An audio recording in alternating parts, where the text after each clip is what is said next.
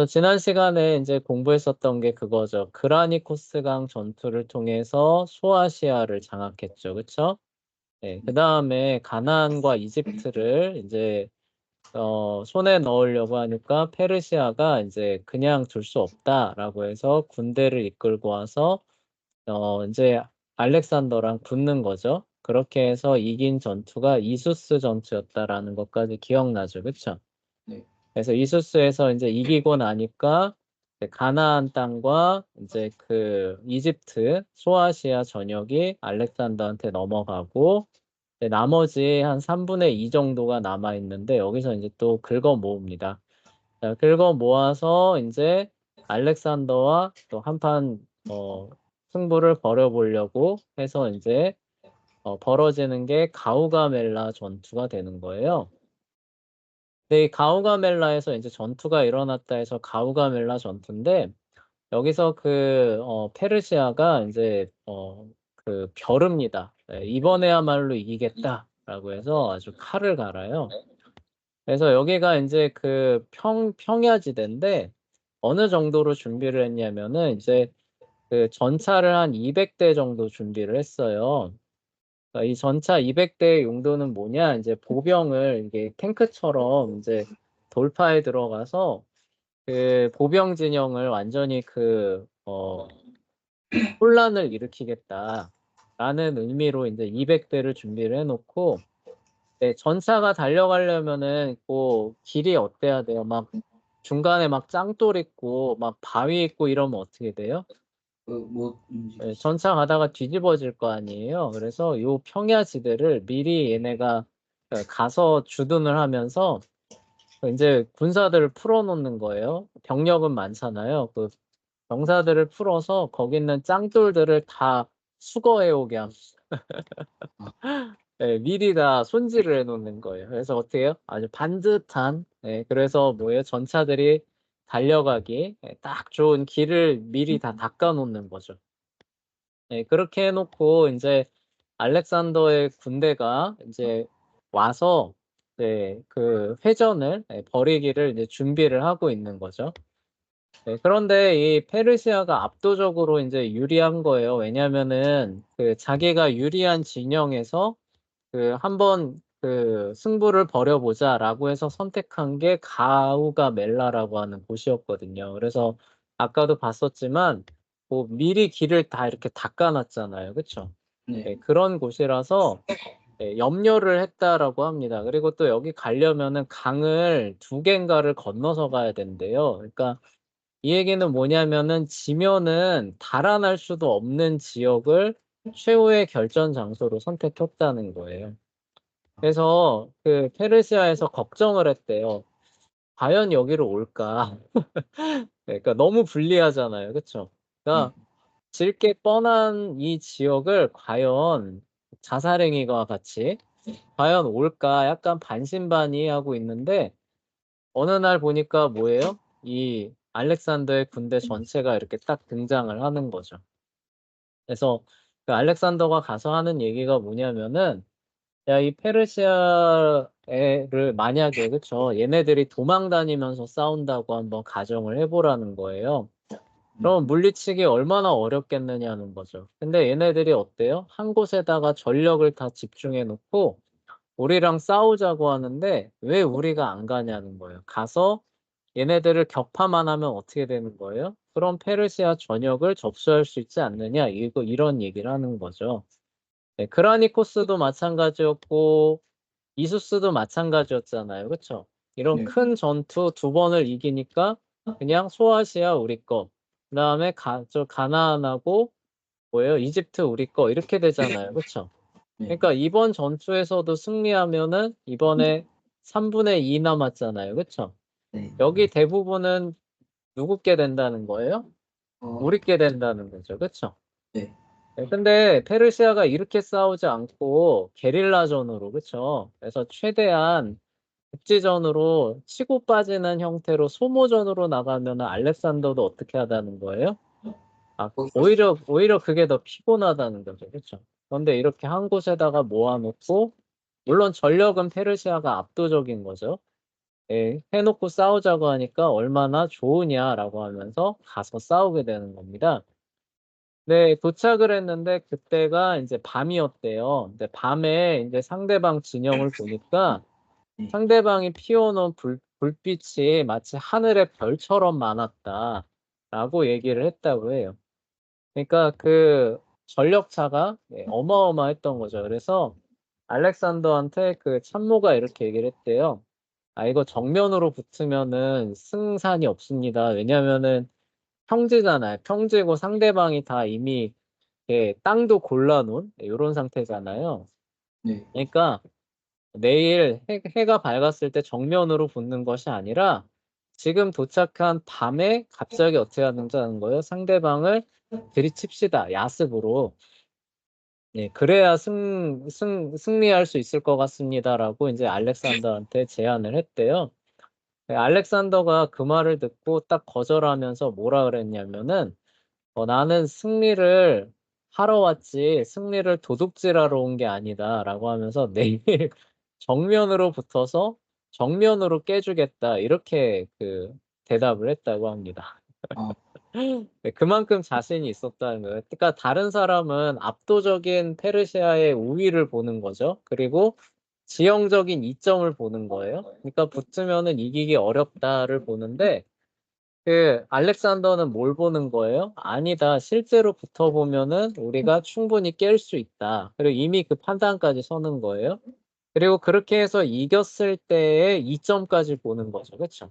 얘네들은 뭐예요? 있는 대로 긁어모은 상태인데 여기에서 한 번에 다 섬멸을 해버리면 어떻게 돼요?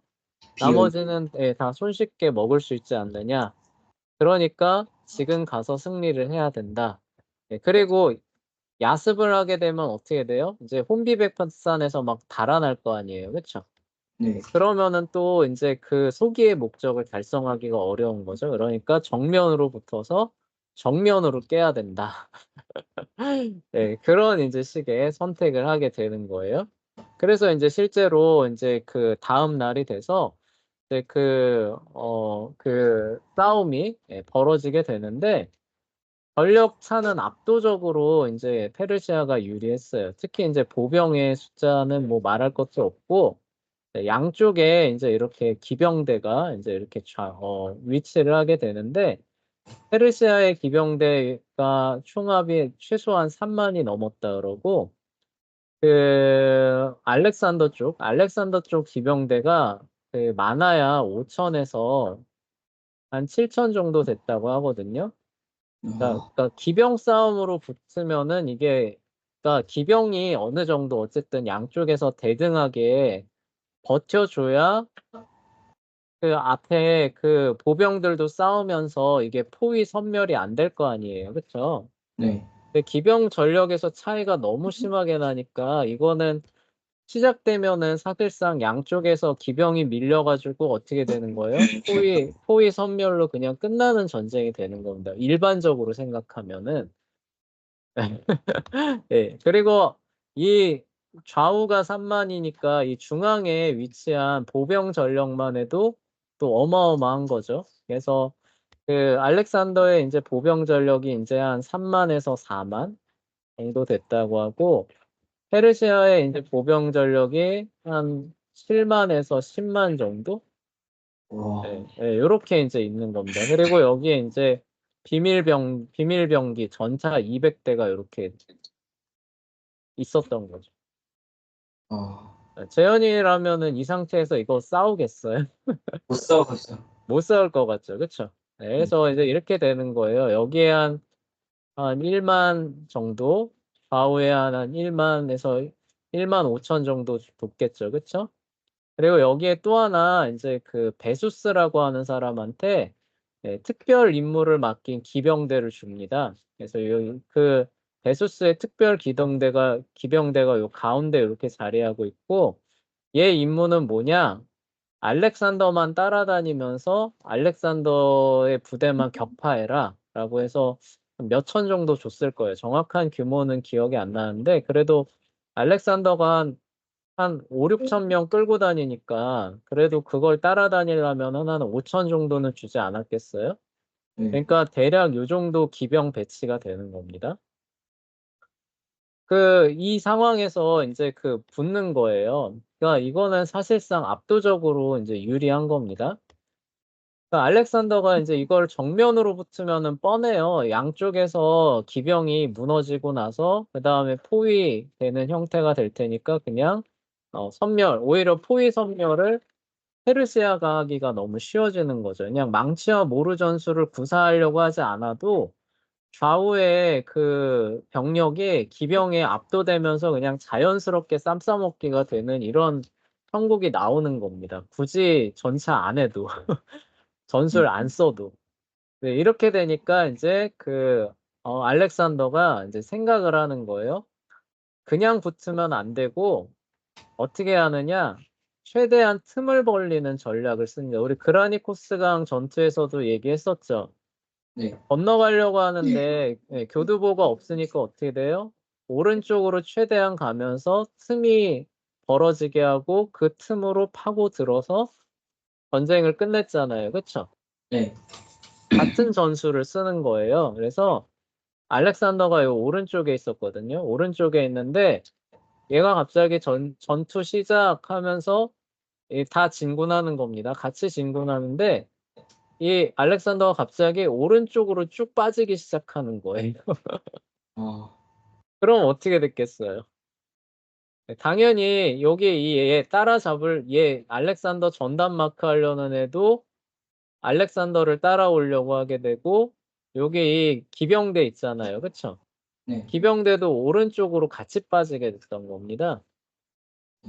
네, 그러니까 이제 어떻게 돼요? 여기에 이제 왕이 있는 거예요. 왕이 있는 중군인데 얘네들이 같이 오른쪽으로 빠져나가게 되면서 그러니까 이게 이제 이렇게 되는 거예요. 중군이 있으면은 이쯤에서 이렇게 붙어버리니까 여기만 빠져나가면 어떻게 되는 거예요? 왕이 있는 곳으로 바로 치고 들어갈 수 있는 공간이 생겨버리는 거죠. 그쵸? 아, 네, 그거를 알렉산더가 만들어내는 거예요. 아, 네, 그러면서 이거를 또, 네, 중군을 배치를 또 기가 막히게 합니다. 이거를 일자로 하는 게 아니라 사선으로 이렇게 배치를 하게 돼요. 네, 그러면서 알렉산더가 여기 있다가 오른쪽으로 이렇게 빠져나가니까 여기 따라오는 애들은 뭐에 걸려요? 중군 보병대에 걸리는 거예요. 아, 무슨 얘기인지 알겠죠? 그쵸? 네. 네, 그러니까 얘네들은 그리고 여기에 이제 걸려서, 그쵸? 걸려서 하는 사이에 얘는 어떻게 돼요? 오른쪽으로 돌아서 빠져나갈 수 있게 되는데, 빠져나가서 보니까, 그러니까 여기에 이렇게 지금 걸려 있는 거예요. 걸려 있는데 얘만 빠져나갔죠. 그쵸? 네. 근데 빠져나가서 보니까 그냥 길이 뭐예요? 왕이 보이는 그 길이 그냥 열려버리는 거죠. 그쵸? 아, 네.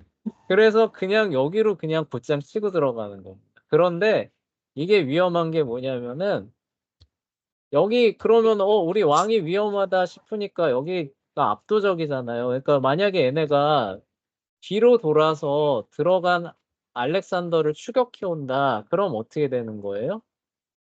알렉산더가 중간에 포위될 수 있는 거죠. 그렇죠? 네. 네. 실제로 그렇게 돼요. 그러니까 여기를 그냥 치고 들어가니까 여기에 병력도 많으니까 일부 병력이 뒤늦게 뒤로 돌아서 알렉산더를 잡으려고 들어가게 되는 겁니다. 근데 알렉산더는 개의치 않고 더 빠르게 더 강력하게 중군을 향해서 돌격하는 거예요. 와, 싸움이 뭐가 되느냐? 얘네가 우리 뒤 후미를 따라잡기 전에 중군을 격파해야 된다라는 싸움으로 가는 거죠. 그렇죠? 네. 네. 그런데 여기서 왕이 이제 이렇게 미친 듯이 돌격해오는 알렉산더를 보고 기겁을 해서 이수스 전투 때처럼 도망을 가버려요. 아, 네, 여기서 이제 도망을 가버리면서 다행히 따라잡히기 전에 중군이 와해되거나 도망가 버리는 이런 결과가 오게 되는 거죠. 그쵸? 아, 무슨 얘기인지 알겠죠? 그쵸? 네. 그리고 얘네를 따라잡으려던 기병대는 어떻게 돼요? 알렉산더가 돌아서게 되고 그리고 얘네는 뒤돌아섰잖아요. 그럼 여기 있던 애들이 어떻게 되는 거예요? 뒤를 여기서 버텨주기만 해도 뒤돌아서는 애들을 얘네들이 손쉽게 때릴 수 있는 거죠. 그렇죠? 네. 네, 그렇게 돼서 이 오른쪽이 간단하게 제압이 됐어요. 아, 그럼 그동안에 그 왼쪽은 어떻게 하고 있었냐? 예, 15,000의 그 기병대에 의해서 거의 와해 직전까지 가게 돼요. 아, 예, 와해 직전까지 가게 되는데 이렇게 재빨리 상황을 정리를 하고 알렉산더가 얘네들 뒤쪽으로 치고 들어가니까 어떻게 돼요? 얘네들도 더는 안 되겠으니까 도망가게 되는. 뭐 그럼 이제 끝난 거 네, 아니에요? 끝난 거예요. 이렇게 끝나는. 아, 그럼 알렉산더 저요? 아, 이렇게 해서 알렉산더 이겼다고요. 그러니까 이 좌익이 알렉산더 좌익이 무너지기 일보 직전이었잖아요. 그렇죠? 네. 그런데 그러니까 이렇게 되는 거예요. 좌익 쪽이 지금 페르시아 기병대 15,000에 의해서 거의 무너지기 일보 직전이었던 겁니다. 이렇게 돼서. 네. 근데 그동안에 무슨 일이 있었느냐? 여기 앞에서 설명했었던 일이 있었던 거예요. 네. 그래서 페르시아 중군 무너지고 도망가고 페르시아 우군 역시 무너진 거예요. 네. 그리고 알렉산더가 어디로 가느냐? 길이 바로 좌익으로 열리니까 여기를 우리네 좌익을 무너뜨리기 일보 직전이었던 페르시아 기병대의 측면과 후비를 때려버려요. 아, 그러면 이 기병대도 어떻게 되는 거예요? 그냥 무너지겠죠. 그렇죠? 그렇게 해서 여기도 살려내는 거예요. 그 말. 네, 이렇게 해서 이기는 전투가 가우가멜라 전투가 돼요. 아, 그럼 페르시아도 무너졌네요. 페르시아가 이렇게 해서 무너지는 거예요. 와, 되게 어이없었죠. 그러니까 만약에 고작 한 아, 5만 명쯤밖에 안 되는 네, 건데. 그거밖에 안 되는데 이 기병 전력을 최대한 활용하면서 그 상대방의 핵심 전력을 무너뜨리고 각계격파하는 전술로 무너뜨렸던 겁니다. 아, 네, 따로따로 덩어리 떼내서 내가 그 격파할 수 있을 만큼 덩어리로 떼낸 다음에 그 다음에 그거를 이렇게 무너뜨려 버렸던 거죠. 근데 그거를 위해서는 일단 그 왕을 먼저 그쵸? 사로잡든지 물리치든지 해야 된다를 판단을 했었고 그거를 위해서 오른쪽으로 기동을 하면서 틈을 벌려준 다음에 그거를 자기네 병사들의 발이 걸리게 해서 묶어놔서 자기네들 그 움직일 수 있는 공간과 중군으로 뛰어들 수 있는 공간을 만들어낸 다음에 바로 들어가 버렸죠. 네. 예. 예. 그리고 뒤에 적을 달고 들어오는 거예요. 이건 이제 시간 싸움 되는 겁니다. 중군을 먼저 깨느냐, 쫓아오는 애들이 우리 후미를 잡느냐 싸움이 되는 건데, 페르시아 그 중군을 이끌고 있는 왕이 버텨요, 못 버텨요? 못 버텨요. 못 버티고 먼저 도망가면서 따라오는 애들이 오히려 어떻게 되는 거예요? 쌈 싸먹히게 되는 거죠. 그렇죠? 네. 그래서 얘네들 도망가니까 알렉산더는 오는 애들 맞아 싸우고 있는 동안에 밑에서 위로 올라오면은 얘네들이 양쪽 공격받으면서 와해돼 버리잖아요. 그렇죠? 네. 그렇게 돼서 와해가 되고 그러는 동안에 이 왼쪽 있잖아요. 그렇죠? 네. 이 왼쪽 애들이 거의 얘네들의 파상 공격에 거의 무너지기 일보 직전이었다는 거예요. 아, 그러니까 어떻게 돼요? 얘네들을 구하기 위해서 바로 얘네들의 측면과 후미를 또 공격을 해주는 겁니다. 알렉산더가. 네, 이렇게 되면서 얘네들도 무너지게 되면서 세 개의 군영이 한 번에 다 무너졌던 거예요. 페르시아에. 네. 이렇게 되면서 끝나는 전투가 이제 가우가멜라 전투가 되고 이게 이제 그 페르시아의 마지막 그 힘을 모아서 알렉산더를 무너뜨리려고 했던 회심의 카드가 끝나는 거예요. 아, 그러면은 이렇게 싸우고 있을 때 중군을 무너뜨리기 위해서 준비했던 비장의 무기 전차 있잖아요. 그쵸? 네. 그럼 이건 뭐 했느냐? 이거 아무런 활약을 못 했다 그래. 아, 예, 그럼, 막 땅까지 골라놨는데 아무런 활약을 못 했다고 합니다. 왜냐면은 이 애들이 워낙 훈련이 잘 돼 있는 애들이다 보니까 막 그 전차가 오기를 기다립니다. 전차가 오기를 기다렸다가 바로 앞에 왔을 때 전차 너비만큼 이렇게 옆으로 싹 비껴 서준 거예요. 그러면 어떻게 돼요? 막 돌격하는 애들은 이게 오는 속도와 스피드가 있으니까 이 사이로 어떻게 가는 거예요? 그냥 쏙 빠져나갈 수밖에 없죠. 그쵸? 네. 예, 그럼 이렇게 쏙 빠져나간 상태에서 요 옆에 이제 경장 보병이 있거든요. 요 경장 보병대는 이제 투창 있잖아요. 그쵸? 네. 이 투창으로 말고삐 잡으면서 돌격하는 애 옆을 그냥 던지면 어떻게 돼요? 그냥 죽는 거죠. 그쵸? 이해돼요? 네. 예, 그러니까 전차가 열심히 막 돌진하고 있는데 얘네가 이렇게 싹 비켜 서게 되고 뒤쪽에 투창으로 무장한 경장 보병이 있는데 이 옆을 지나가는 전차를 그냥 내쫓다는 거예요? 안 내쫓다는 거예요? 안 안 냅뒀다. 내쫓죠. 그냥 옆쪽에서 그냥 투창 하나 던지면 말고삐 쥐고 있는 애 어떻게 돼요? 아, 그냥 으악 이렇게 되는 거잖아요. 그러면 전차 어떻게 돼요? 못 쓰는 거죠. 그냥 무력화되는 거죠. 그래서 이 200대 회심의 탱크죠. 탱크가 아무런 역할을 하지 못하고 중군을 무너뜨리는 역할도 하지도 못하고 그냥 예, 전장에서 그렇게 퇴장을 했다고 합니다. 아, 그러니까 페르시아가 준비한 회심의 무기들은 다 엇나간 거예요. 그렇죠? 네, 다 엇나간 겁니다. 그러니까 그 중에 하나라도 성공했으면은 이기는데 그게 다 엇나가고 알렉산더가 준비했던 전술은 다 성공했던 거예요. 와, 그러면서 이거를 뒤집으면서 그 이기는 전투가 이제 가우가멜라 전투가 되는 거죠. 그러니까 페르시아 입장에서도 사실 할 말이 없는 거예요. 압도적으로 유리한 전력에 압도적으로 유리한 지형에서 그리고 정면으로 붙어서 싸웠는데 완패를 한 거죠. 와, 네, 그러다 보니까 이제 페르시아 제국이 어떻게 되느냐? 내부에서 분열이 일어나게 됩니다. 그래서 내부 이제 알렉산더랑 더 싸우자고 이제 왕이 도망갔잖아요. 이 전쟁에서 그 패해서. 네. 그러니까 거기서 포기하지 않고 다시 그 병사를 모아가지고 이번에는 저기 게릴라 전술로 좀 싸우려고 합니다. 정면으로는 이제 안 되니까. 네, 그런데 이미 마음은 어때요? 떠난 상태예요. 그러니까 오히려 이 왕을 죽여버리는 이런 상황이 오게 됩니다. 그러니까 잔존 페르시아 제국의 세력은 이제 더 힘을 모아서 알렉산더랑 싸운다가 아니라 오히려 자기들끼리 내부 분열이 일어나면서 스스로 무너져 버리는 이런 길로 가게 되는 거예요.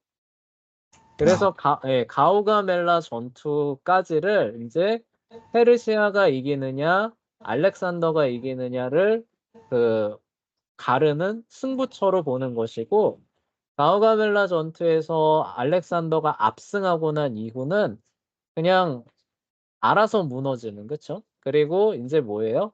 알렉산더가 접수해 나가는 이런 식으로 해서 페르시아 제국이 이제 그 지도 역사에서 사라지게 되는 이런 모습을 보여주는 거예요. 아, 네, 그렇게 해서 실제로 진짜 꿈만 같은 일이고 허황된 얘기 같았죠. 페르시아 제국을 그리스 나라가 점령을 한다를 현실로 결국에는 실현을 해냈던 겁니다.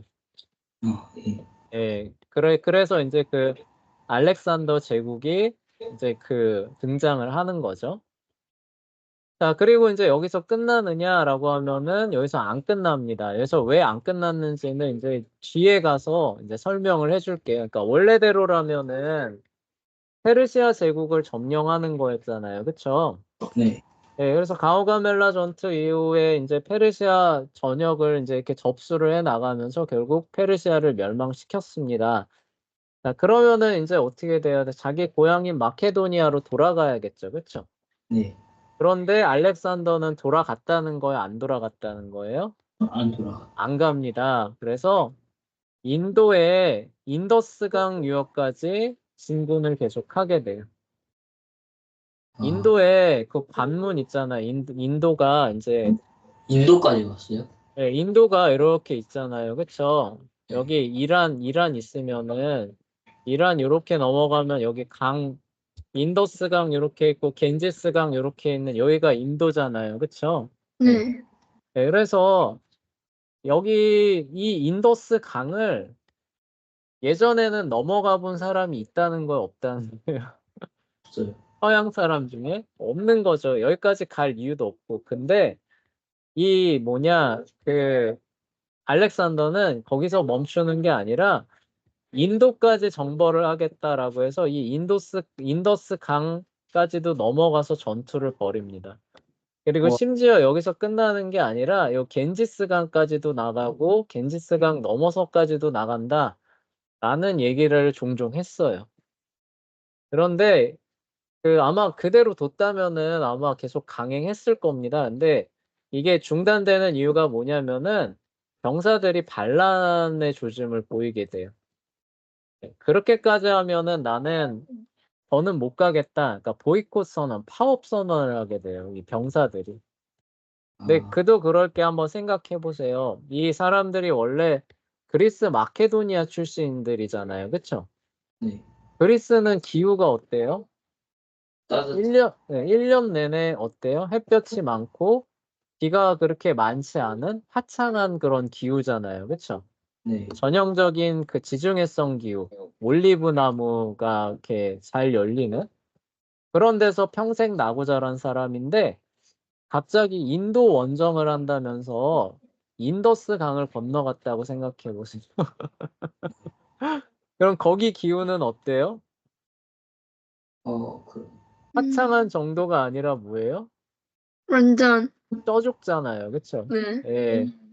40도 넘어가고 그리고 이때가 마침 그 시기가 겨울이 아니라 여름 우기였대요. 와, 그러니까 어때요? 엄청 습하고 그리고 얘네들이 정글이라는 걸 본 적이 없잖아요. 그쵸?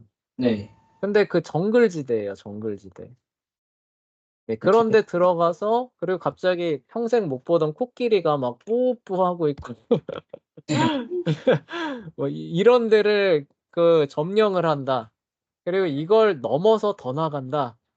이런 얘기를 계속하니까 병사들이 어떻게 하는 거예요? 나 하나씩. 못 해먹겠다 이렇게 되는 거죠. 그쵸? 네. 그러니까 페르시아를 정벌한다라는 얘기까지는 그리스 사람들한테 어떻게 하는 거예요? 그래도 대의 명분으로 작용이 되는 거죠. 그쵸? 네. 왜냐면 그 전에 페르시아가 그리스 쳐들어와서 그 아테네에 불 지르기도 했었고 그러니까 페르시아를 정복해서 뭔가 이렇게 국가 안보를 튼튼히 하고 그리고 뭐 그리스의 위상을 높이고 이런 것들은 그래도 충분히 그 작용을 했던 겁니다. 근데 알렉산더가 근데 그걸 넘어가서 이건 페르시아도 아니잖아요. 인도 지역에 들어가서 근데 그 인도 지역까지도 관통해서 뭐가 있을지도 알지 못하는 이 정글지대 비 오고 습하고 막 40도 올라간 여기를 통과해서 계속 나간다. 이렇게 나가니까 병사들이 어떻게 하는 거예요? 하나씩. 아, 나는 못 가겠다. 왜 그렇게 해야 되느냐라는 생각이 드는 거죠. 그쵸? 네. 페르시아까지 가면 됐지. 왜 도대체 더 가느냐. 이런 생각들을 하게 되는 거죠. 그래서 이제 그 알렉산더가 이제 돈으로 많이 꼬셨다 그래요. 그러니까 여기는 페르시아랑은 또 비교할 수 없을 만큼 황금이 많은 곳이다. 이런 식으로 많이 꼬셨다고 합니다. 아, 네. 근데 그 돈 버는 것도 일단 내가 살아있을 때 얘기잖아요. 그쵸? 네. 네, 평생 온화한 기후에서 살던 사람이 40도 넘어가는 정글지대를 갑옷 입고 그리고 막 뱀 나오고 막 가겠어요? 그럼요. 네, 그래서 못 가겠다라고 이제 파업 선언을 하게 되니까 여기서 그래도 더 나간다 이렇게 하면 이 사람들 손에 칼과 창 든 사람들이잖아요. 네. 어떻게 하는 거예요? 그러면은 알렉산더를 죽이고서라도 회군하겠다라는 이런 의지를 보이니까 그 알렉산더가 더는 못하고 이제 자기 뜻을 접고 그래 돌아가자라고 이제 하게 됩니다.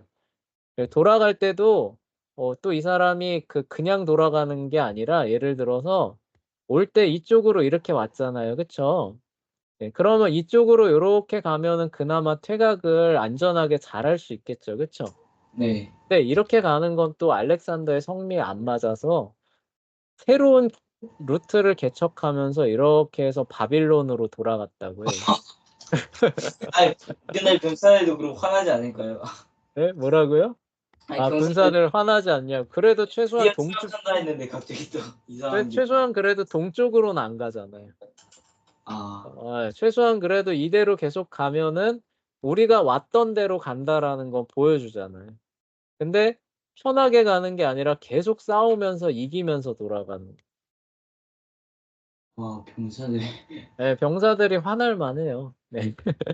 그래서 나중에 바빌로니아로 돌아와서 보니까 처음 인도로 갔을 때 병사에 뭐 많이 잡는 사람들은 한 10분의 1 정도밖에 못 돌아왔다. 조금 더 많이 잡는 사람들, 좀 많이 돌아왔다라고 잡는 사람들은 한 10분의 4 정도밖에 못 돌아왔다. 이렇게들 얘기를 합니다. 와, 싸움에서 져서 그 인명 손실이 일어난 게 아니라 그 강행군, 그다음에 뭐예요? 풍토병 이런 걸로 다 죽어 나갔던 거예요. 네, 그러니 그 불만이 얼마나 그 심했겠어요. 그쵸? 네. 그래서 네, 어쩔 수 없이 이제 바빌론으로 이제 돌아오게 되고요. 그리고 그동안 얻은 그 대제국 있잖아요. 그것을 이제 좀 통치를 해보자, 잘 통합해보자라는 작업에 이제 착수를 하고, 그리고 거기서 끝나는 게 아니라 이게 조금 안정이 되면은 우리가 이제 동쪽으로는 그래도 많이 갔다 왔는데 서쪽으로는 우리가 안 갔다. 그러니까 지금까지 얻은 이 영토가 안정되는 작업이 1차 작업이 잘 끝나면은 이번에는 서부 원정을 떠나자라는 얘기도 종종 했다고 해요. 그래서 그 서부 원정이 뭐냐? 이집트를 출발을 해서 아프리카를 횡단해서 정복을 해 가는 겁니다, 이번에는. 어, 그래서 어떻게 돼요? 유럽의 로마 있잖아요. 그쵸? 유럽으로 나중에 이제 뭐냐 무슬림들이 실제로 그렇게 해서 뭐 스페인 통해 가지고 프랑스 쪽으로 넘어가려고 하다가 막히거든요. 그런 것처럼 아프리카를 횡단하면서 정복하면서 쭉 가서 실제 거기 유럽 로마까지 정복하는 이런 좀 정복을 좀 해보자. 근데 그거 하기 전에 일단 뭘 하자? 일단 우리가 얻어놓은 이 지역을 조금 안정시키고 그게 조금 되면은 두 번째 원정, 그쵸? 이제 동방 원정이 아니라 서방 원정을 좀 가보자. 이런 야심찬 계획을 세웠다고 합니다. 어, 그러니까 알렉산더의 목표를 한번 잘 생각해 보세요. 이 사람은 목표는 뭐 페르시아를 점령하자라고는 했지만 잘 자세히 보면은 그게 아니에요. 세계 정복이에요. 세계 정복. 그쵸? 네. 네. 그래서 인도도 넘어서 근데 안 되니까 어쩔 수 없이 돌아온 거고 동쪽으로는 더 못 갈 것 같으니까 이제 뭐예요? 서쪽도 정복해서 하나의 제국을 이뤄보자 이거거든요. 그쵸? 네. 알렉산더는 명백하게 세계 정복을 사실 꿈꿨던 사람인 거예요. 아, 네, 그 스케일이 완전 남다르죠. 그쵸? 네. 자, 근데 어쨌거나 이 제국으로 바빌론을 대제국의 수도로 생각했다고 해요. 근데 그거를 착수한 지 얼마 안 돼서 열병에 걸리게 되고 갑자기 사망을 하게 된다고 해요. 그래서 뭐 이 당시에도 이게 뭐 독살된 거 아니냐. 왜냐하면 이제 불만이 이렇게 많았잖아요. 그쵸? 네. 그래서 저 미친 사람 또 어디 원정 떠난다고 하기 전에 먼저 죽여버리자. 뭐, 이런 뭐 얘기도 돌았다고 하는데 그게 아니라 오늘날의 이제 의료 기록을 보면은 이거는 전형적인 말라리아의 증상이다라고들 얘기를 해요. 그러니까 말라리아가 뭐냐면은 이렇게 열이 올랐다가 떨어졌다가 하는데 열이 올라가는 포인트들이 점점점 올라가거든요. 네. 근데 알렉산더가 딱 그런 패턴을 보이면서 한 십 며칠 정도 열병을 앓다가 세상을 떠나거든요. 그래서 그러니까 이 당시에 독약이라고 하는 거는 이런 식으로 작용하는 독약은 없었다는 거예요. 그러니까 한 방에 사람을 죽이면 죽였지. 무슨 얘기인지 알겠죠? 그쵸? 아, 네. 조금씩 강도를 더해가면서 사람을 서서히 죽여가는 이런 그 독약은 없었다는 걸로 거에 비춰보면은 암살은 아니었던 것 같고, 그럼 이거의 전형적인 증상이 뭐냐라고 하면 현대의 말라리아라고 하는 병인데, 이 말라리아라고 하는 병이 뭐냐면 모기가 옮기는 병이잖아요. 그쵸? 네. 네, 그래서 그 웃기는 말로 대제국을 그 정복한, 심지어 세계 정복을 꿈꾼 알렉산더를 저 세상으로 이끌고 간 거는 모기의 침이었다. 예, 이런 그 역설을, 그쵸? 예, 얘기하기도 해요. 예, 그 누구도 어쩌지 못했던 알렉산더를 누가 저 세상으로 끌고 가요? 표. 예, 아, 예, 이거로, 그쵸? 알렉산더를 끝내는 거예요. 그러니까 세계에서 가장 강한 거는 모기예요, 모기. 아프리카에서도 모기 때문에 예, 그쵸. 예, 벌써 수천 명씩 죽는다. 네, 그쵸. 예, 페르시아를 무너뜨린 알렉산더를 모기가 무너뜨렸으니까 세계에서 모기가 가장, 최강이네요. 네, 세계에서 가장 최강의 그 존재는 모기입니다, 모기. 네, 이게 우스갯소리고, 네, 그렇게 해서 이제 알렉산더가 세상을 떠나게 되는 거예요. 네, 이렇게, 이때가 죽었을 때가 한 32살인가 밖에 안 됐대요. 네, 그러다 보니까 이제 자기 아들은 막 태어난 상태였고, 후계자가 있었겠어요, 없었겠어요? 없어. 당연히 없었겠죠. 그래서 그 실권을 잡고 있었던 4명의 장군이 있어요. 그래서 안티고노스, 카산드로스, 프톨레마이오스, 리시마코스라고 하는 이 4명의 장군이 알렉산더의 이 대제국을 4개로 분할해서 이제 각자가 가져갑니다. 그 중에서 가장 유명한 게 이집트를 가져갔던 프톨레마이오스 있죠. 그렇죠? 많이 들어봤어요. 네, 그래서 여기서 이제 나중에 클레오파트라가 나와요. 그래서 요거는 계속 존속이 되는데 요 나머지는 별로 존속이 안 됩니다. 그리고 요 4명의 장군이 한 7년 동안 싸우면서 알렉산더의 아내와 자녀와 아내, 동생, 어머니 모두를 다 살해해버려요. 왜냐면은 자기한테 위협이 되잖아요. 그쵸? 그래서 알렉산더의 그 후손은 남아있지 않게 됩니다. 그리고 또 하나는 뭐냐면은 자기가 다 정통 알렉산더의 후계자라고 주장을 하게 돼요. 그러면서 알렉산더를 막 신격화합니다. 그러면서 그 동방에 그 군주를 신격화하는 관습이 있었는데 이때부터 그 뭐냐 그 황제 숭배의 관습 있잖아요. 그쵸? 네. 예, 이게 그 서구 세계로 유입되는 계기가 되게 돼요. 아, 예, 서구 세계에 사실 그 황제를 신으로 숭배한다라는 거는 사실 없었던 거거든요. 근데 요때를 계기를 해서 그래서 서로 그 후계자들이 내가 알렉산더의 정통 후계자다라는 걸 자처하면서 서로 앞다퉈서 알렉산더를 신격화하거든요.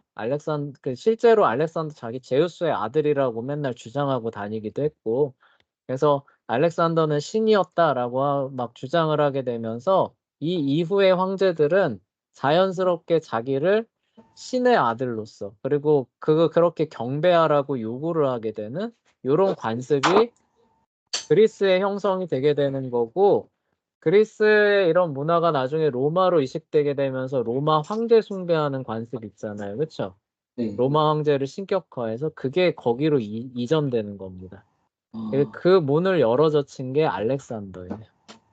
아, 자, 그리고 이제 여기 이제 4명의 이제 장군들 이제 얘기들은 이제 뭐 별 얘기는 없어요. 그래서 이 안티고노스라는 사람이 그 페르시아라고 할 수 있는 지역을 사실 가져가는데 이 프톨레마이오스가 이 안티고노스가 이제 그 부담이 되니까 야, 너 이거 좀 막아봐라라고 하면서 셀레우코스라는 사람한테 그 전방 기지를 떼줘요. 시리아 지역을 떼줍니다. 근데 이 셀레우코스가 이거를 뒤집습니다. 시리아 지역을 발판으로 해서 안티고노스 왕국을 병합을 시켜버려요. 네, 그러면서 셀레우코스 왕조를 일으키는데 이게 바로 다니엘서에 나오는 그 셀류시드 왕조가 이렇게 해서 나오는 거예요. 아, 그 얘기들이 이제 여기에 이제 기록이 이제 되어 있는 것이고, 요 얘기들 다음 시간에 한번 이렇게 쭉 읽어보면서 예, 정리해 보도록 하고요. 그리고 나서 이 이유와 의의들을 다시 한번 정리해 보도록 하겠습니다.